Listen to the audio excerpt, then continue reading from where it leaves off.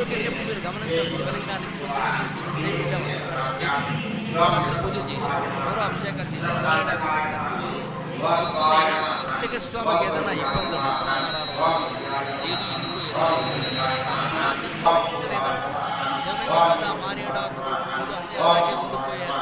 మన పొద్దున్న దర్శనానికి వెళ్తే శివుడు కనపట్టగా నిర్మాల్యం తొలగిస్తే కానీ శివుడు కనపట్టగా నిర్మాల్యం ఉంటే నిన్నటి పూజా ద్రవ్యాలు మన జీవితం అనేటువంటి శివక్షేత్రం. నిర్మాల్యం అంటే నిన్నటి జ్ఞాపకాలు తొలగిస్తే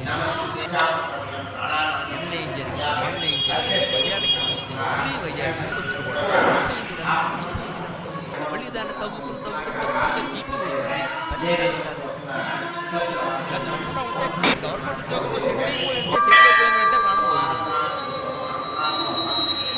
లెక్కలన్నీ వేస్తాడు, దానివల్ల గుండెపోటు వస్తుంది. ఇప్పుడు ఎక్కడో అక్కడ సెటిల్ అయ్యావు కదా.